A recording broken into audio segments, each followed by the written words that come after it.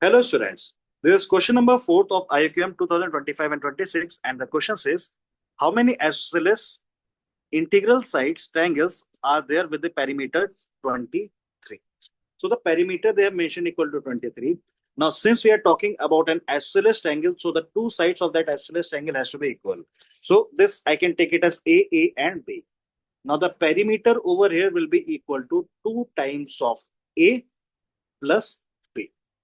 Now all the sides are integers and this perimeter is equal to 23.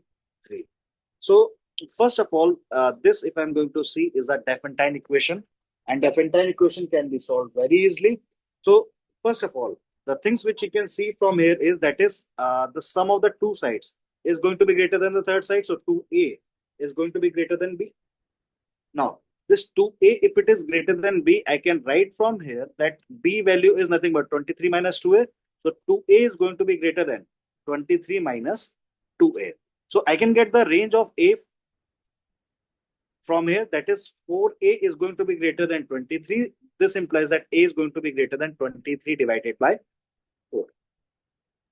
Now, if A is greater than 23 by 4, so this I can say that A is approximately greater than or equal to 6. So this is the first case we are getting. Now, similar way, I can see since B is the side of the triangle, so I can say that B is going to be greater than 0 and the value of B is nothing but 23 minus 2A. So this has to be greater than 0. So from here, I can get the value of A is going to be less than 23 divided by 2. So this is the another constraint which we got from here. So if A is less than 23 by 2, so this implies that A is going to be less than or equal to 11.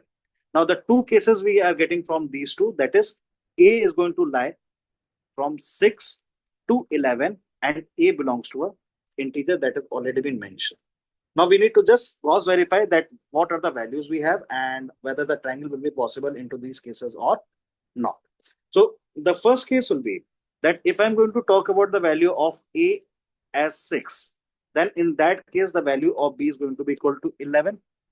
The next case is if A is equal to 7, then in that case the value of B is going to be equal to 9.